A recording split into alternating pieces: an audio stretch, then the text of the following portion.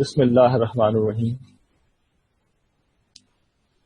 عربی کلاس کے آغاز پر سب سے پہلے ہم جو نے پچھلی دفعہ پڑھا تھا اس کا کچھ خلاصہ آپ کے سامنے رکھیں گے، اور یہی ہمارا معمول ہوتا ہے۔ آپ کو یاد ہوگا کہ پچھلی دفعہ ہم نے یہ پڑھا تھا کہ کسی مؤنث اسم کی جمع کیسے بنائی جاتی ہے۔ ہم نے یہ پڑھا تھا کہ مؤنث اسم کی عام نشانی یہ ہے کہ مذکر اسم کے آخر میں تائے تانیث لگا دی جاتی ہے تو وہ مؤنث اسم بن جاتا ہے۔ مسلم سے مسلمتن، مومن سے مومنتن۔ اس کے جمع بنانے کا طریقہ یہ ہوتا ہے کہ جو مذکر اسم ہے واحد، اس کے آخر میں الف اور تے لگا دیتے ہیں۔ مسلم سے مسلمات ہو جائے گا اور مومن سے مومنات ہو جائے گا۔ اس کے اعراب بھی ہم زیر بحث لائے تھے، اور ہم نے یہ چیز بیان کی تھی کہ مؤنث کی جمع اگر حالت رفعی میں ہوگی تو اس مقصد کے لیے، یہ بات بتانے کے لیے، اس اسم کے آخر میں اس کے آخری حرف کے اوپر پیش آ جائے گا، اور حالت جری اور نسبی میں اگر وہ ہوگا تو اس کے اظہار کے لیے ہم آخر میں زیر لگا دیں گے۔ اسے ہم پہلے بھی پڑھ چکے ہیں کہ اعراب بالحرکہ کہتے ہیں۔ ایک ہوتے ہیں اعراب بالحروف، اس کی ہم جمع مذکر کے اندر مثالیں دیکھ چکے ہیں کہ مسلم سے مسلمون اور مومن سے مومنون، یہ حالت رفعی میں تھی، اور حالت نسبی و جری میں مسلم سے مسلمینہ، مومن سے مومنینہ۔ جو اگلی چیز ہم نے پڑھی تھی وہ یہ تھی کہ کوئی اسم مؤنث اسم حالت نسبی میں یا حالت جری میں کیسے ہوگا، تو اس میں ہم نے ابھی تک یہ تو پڑھ لیا تھا کہ اس کا طریقہ کار کیا ہوگا۔ اس کے نیچے زیر لگا کے ہم یہ بتائیں گے کہ یہ جو اسم ہے یہ حالت نسبی میں یا حالت جری میں ہے، اس کے نیچے جب زیر لگا ہوا ہوگا۔ لیکن یہ اسم حالت نسبی میں یا حالت جری میں آئے گا کیوں، یہ ایک سوال تھا، اس کا ہم نے اگلے حصے میں جواب دیا تھا۔ ہم نے یہ بات واضح کی تھی، اگر میری بات واضح نہیں ہو رہی، ریلیشن قائم کرنے کے لیے میں بتا رہا ہوں کہ کوئی اسم جب کسی جملے میں مبتدا ہوتا ہے یا خبر ہوتا ہے تو وہ عام طور پر حالت رفعی میں ہوتا ہے، اور جب اسم سے پہلے حرف جر آ جاتا ہے تب بھی وہ حالت رفعی سے تبدیل ہو کر وہ حالت جری میں آ جاتا ہے۔ جیسے ہم نے مثالیں پڑھی تھی للہ، من اللہ، یا وہ مضاف الیہ ہے کتاب اللہ، تو اللہ سے پہلے کتاب آ گیا اور یہ بیان کیا جا رہا ہے کہ اللہ کی کتاب، اللہ کے جو اسم ہے اس کے نیچے زیر آ گیا، عام طور پر پیش ہوگا۔ تو یہ حالت جری کا طریقہ تھا۔ تو ہمیں پتا ہے کہ حالت رفعی میں اسم کب ہوتا ہے، ہمیں پتا ہے کہ اسم حالت جری میں کب ہوتا ہے۔ اب میں یہ بتا رہا ہوں کہ اسم حالت نسبی میں کب ہوتا ہے۔ تو اس کی ایک وجہ، یہ جو مثال ہے آپ کے سامنے، اس میں نے رکھی تھی کہ جب کسی اسم کا آغاز انا سے ہو تو وہ حالت نسبی میں ہوگا۔ چنانچہ وہ آیت ہم نے جب پڑھی تھی کہ ان المسلمین والمسلمات، بے شک مسلمان مرد اور مسلمان عورتیں۔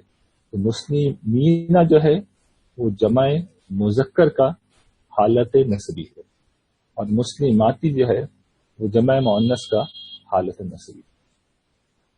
زیر زبر پیش کے حوالے سے اگر آپ سے سمجھنا چاہیں تو آپ دیکھیے عام حالات میں اللہ ہوتا ہے، اللہ ولی الذین آمنوا، اللہ کے ہے کے اوپر پیش لگا ہوا ہوتا ہے۔ لیکن جب کبھی قرآن مجید میں اللہ سے پہلے انا آ جائے گا تو ہمیشہ زبر آ جائے گا، ان اللہ علی کل شیء قدیر، ہمیشہ ہم یہ کہتے ہیں ان اللہ علی کل شیء قدیر۔ قرآن کریم میں آپ دیکھیں گے سب جگہ یہی ہو رہا ہوگا۔ اس کے بعد ہم دوسری جو سلائیڈ ہے اس پہ آ رہے ہیں، اور اس میں ہم وہ چیز پڑھیں گے جس کا آج ہمیں مطالعہ کرنا ہے۔ آج جو نیا قاعدہ ہم پڑھ رہے ہیں وہ بہت آسان ہے، بہت سہل ہے، اور اس کا تعلق اسی جمع سے ہے۔ جو نئی چیز آج ہم پڑھنے جا رہے ہیں وہ جمع کا ہی ایک گویا کہ عربی زبان کا ایڈوانس قاعدہ ہے۔ عام زبانوں میں کیا قانون ہے؟ عام زبانوں میں یہ قانون ہے کہ ایک اسم واحد ہوتا ہے، اس کے بعد جمع ہو جاتا ہے، سنگولر اور پلورل جسے کہتے ہیں۔ تو ایک لفظ کی جب ہم جمع بولتے ہیں تو اس سے مراد یہ ہوتی ہے کہ ایک سے زیادہ جمع ہے۔ عربی زبان ذرا سی مختلف ہے، عربی زبان تھوڑی سی مختلف ہے۔ اس میں جس وقت ہم یہ کہتے ہیں کہ کوئی اسم جمع ہے تو اس میں مطلب یہ ہوتا ہے کہ یہ جو عدد ہے یہ دو سے زیادہ ہے۔ یعنی عام زبانوں میں ایک سے زیادہ جب ہوتا ہے تب وہ جمع بن جاتا ہے، اور عربی زبان میں جمع اس وقت بنتا ہے جب کوئی اسم دو سے زیادہ کی نمائندگی کر رہا ہو۔ تو اس کا مطلب یہ ہے کہ دو کا قاعدہ کچھ اور ہے۔ عربی زبان میں جب دو کے عدد کو بیان کرنا مقصود ہو تو اس کا قاعدہ پھر کچھ الگ ہوتا ہے، وہ جمع کے قاعدے سے مختلف ہوتا ہے، اور اسی کو آج انشاءاللہ ہم یہاں پڑھیں گے۔ اس کا بہت سادہ سا اصول ہے، اور اصول یہ ہے کہ کسی بھی اسم کو اگر ہمیں یہ بتانا ہے کہ اب یہ واحد سے تثنیہ ہو گیا ہے، تثنیہ کا مطلب یہ کہ یہ دو کی تعداد کو ظاہر کر رہا ہے، تو حالت رفعی میں چاہے مذکر ہو چاہے مؤنث ہو اس کے آخر میں ہم الف نون لگا دیتے ہیں۔ مثال کے طور پر رجل ایک لفظ ہے، مرد ہم کہنا چاہ رہے ہیں، تو دو مردوں کو جب ہم بیان کریں گے تو ہم کہیں گے رجلانی۔ اور اگر ہم کسی مؤنث کے بارے میں بات بتانا چاہ رہے ہیں، مثال کے طور پر ملکہ، ملکتن یعنی جو بادشاہ کے ساتھ ہوتی ہے ملکہ، اس کو جب ہم بیان کرنا چاہ رہے ہیں کہ اس کا تثنیہ کیا ہوگا تو ہم یہ کہیں گے ملکتانی، الف نون ہم نے لگا دیا۔ لیکن یہ الف نون کب لگ رہا ہے؟ حالت رفعی میں، حالت رفعی کے اندر۔ اور اگر ہم حالت نسبی میں یا حالت جری میں ہم اس کو تثنیہ بنانا چاہ رہے ہیں تو اس کا طریقہ بہت سادہ ہے کہ آخر میں الف نون کے بجائے یہ نون لگا دیا جائے۔ مثال کے طور پر اگر اسم ہے کتابن تو کتاب بینی، اور اگر مؤنث کی مثال لے لیں معلمتن ایک اسم ہے تو پھر ہم کہیں گے معلمہ تینی۔ اس کا مطلب یہ ہوگا دو ثانیہ اور دو کتابیں۔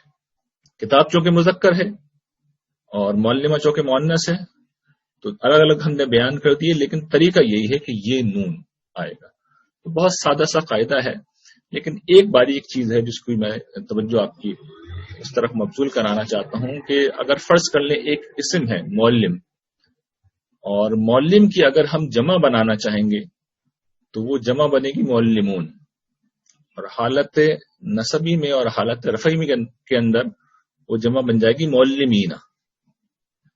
اور اگر اس کا ہم تثنیہ بنانا چاہیں گے تو جو یہ نون کا قاعدہ ہے تو اس کے حساب سے ہوگی معلمین۔ تو لکھنے میں دونوں ایک ہی آئیں گے، معلمینا اور معلمین لکھنے میں دونوں ایک ہی طریقے سے لکھے جائیں گے، اعراب کا فرق ہوگا۔ اور اس کو میں نے نشاندہی کی ہے یہاں پر باقاعدہ اعراب لگانے کے بعد کہ معلمن میں میم کے نیچے زیر آ رہا ہوگا، پھر یہ ہوگا اور پھر نون زبر نہ ہوگا تو معلمینہ ہو جائے گا۔ اور جس وقت ہم تثنیہ بیان کر رہے ہوں گے تو اس وقت میم کے اوپر زبر آ جائے گا، پھر یہ ہوگا اور پھر نون زیر نہیں ہوگا۔ معلمین دو معلم، اور معلمینہ بہت سارے معلم۔ تو یہ ایک باریک سا فرق تھا، بگنرز عام طور پر اس فرق کو سمجھ نہیں پاتے، اس لیے میں نے خاص طور پر اس کو واضح کیا ہے۔ اسی طریقے سے ضمائر ہم نے پڑھے تھے، ضمیر وہ چیز ہوتی ہے جو اسم کی جگہ استعمال ہو، جیسے ہوا کا مطلب ہوتا ہے وہ، اور ہیا وہ خاتون، تو ان کا تثنیہ ہم بنائیں گے ہما سے، دونوں کا تثنیہ جو ہے ہما سے بیان۔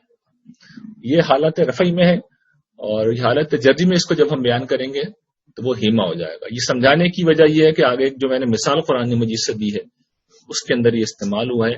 اللہ تعالیٰ، یہ سورہ مائدہ کی ایک آیت ہے، واقعہ یہ ہے کہ حضرت موسیٰ اپنی قوم سے کہتے ہیں کہ فلسطین پر تم حملہ کرو اور وہاں پر تم قبضہ کر لو، اور اللہ نے تمہیں یہ ملک دے دیا ہے۔ تو وہ یہ کہتے ہیں کہ آپ جائیے اور آپ کا رب جا کے لڑیں، ہم تو یہاں بیٹھے ہیں۔ اذهب انت وربک فقاتلا انا ہاہنا قاعدون۔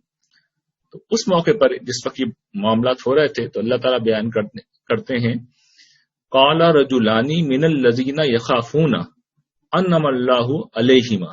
تو اس موقع پر دو آدمیوں نے کہا، رجلانی دو آدمیوں نے کہا، من الذین یخافون جو ان لوگوں میں سے تھے جو خوفزدہ تھے، یعنی حضرت موسیٰ کی قوم خوفزدہ ہو گئی تھی کہ وہاں تو بہت طاقتور لوگ رہتے ہیں، ہم تو نہیں لڑ سکتے.